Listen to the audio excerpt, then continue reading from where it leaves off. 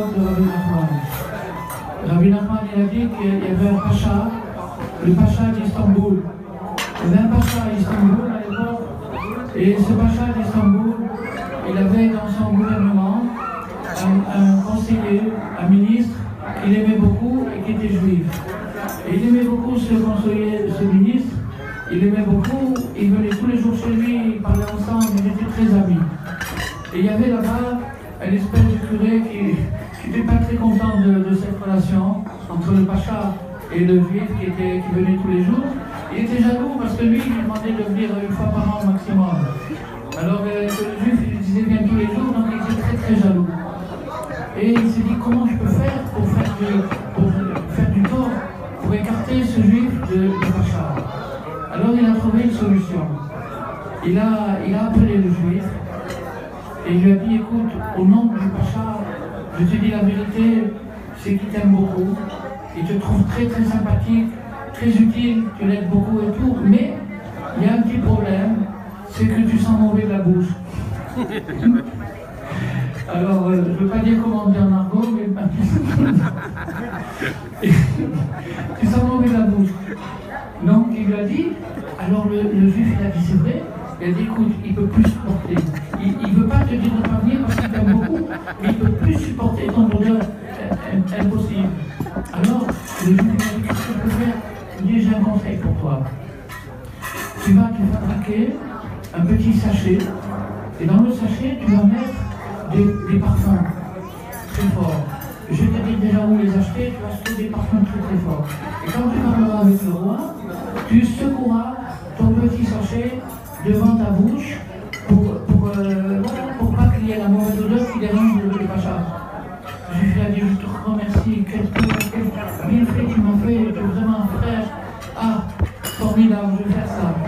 Il rentre à la maison, il a demandé à sa femme, fabrique-moi un petit sachet que je puisse secouer devant la tête du roi.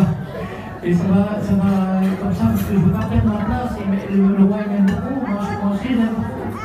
Alors sa femme a cousu toute la nuit, elle a fait un magnifique petit sachet, ils ont mis les épices que le curé avait dit d'acheter les épices, ils ont mis toutes les épices, et pendant ce temps-là, le curé arabe est allé voir le roi, il a fait le travail inverse. Il a dit au roi, Majesté, votre conseiller, le juif, je dois dire la vérité, c'est un homme fidèle, il vous aime beaucoup, il vous sert avec des mots et tout, il y a juste un problème. Il y a juste un petit problème. Il dit quoi, quel problème? Il dit, il y a un problème, c'est qu'il trouve que vous sentez mauvais de la bouche. Il a dit, vous sentez mauvais de la bouche? Quoi? Il a osé dire une chose pareille? Eh oui, je l'ai entendu de mes oreilles. C'est lui qui me l'a dit. Il a dit, prouve-le. Tu me dis, tu fais des accusations. Mais je vais vous prouver. J'ai eu une conversation intime avec lui. Et il m'a dit qu'il avait atteint la limite, il ne peut plus supporter cette odeur. Et la preuve, c'est qu'il va avoir un petit sachet pour dissiper votre odeur. Quoi? Dissiper mon odeur?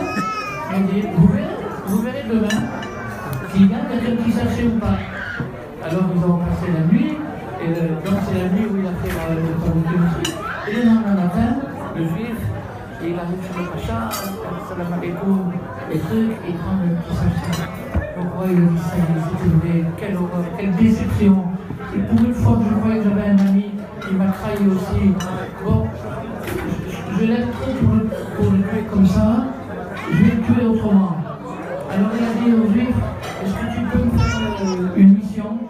Tu veux remplir une mission pour moi? Alors le juif il a dit, oui bien sûr, et là il était content parce qu'il a dit voilà, ça a marché, je ne l'ai pas gêné aujourd'hui avec mon odeur, ça a bien marché. Donc il était content, il s'est dit, je vais faire la mission. Quelle est la mission?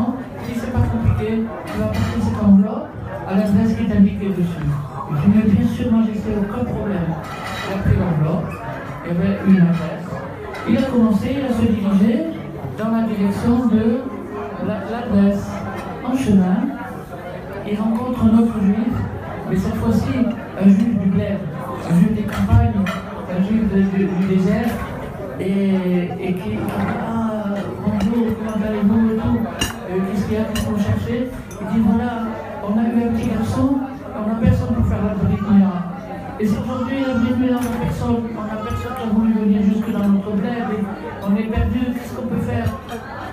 Il dit, mais écoute, il n'y a pas de problème, moi je suis Moed, je veux venir, je veux faire la Brise-Mila. Et d'un seul coup, il s'est rappelé, il s'est dit, c'est vrai, je suis Moed, mais je suis architecte du roi, je dois faire la mission que le roi m'a confiée. Il a dit, à Kalboko, ça passe avant tout.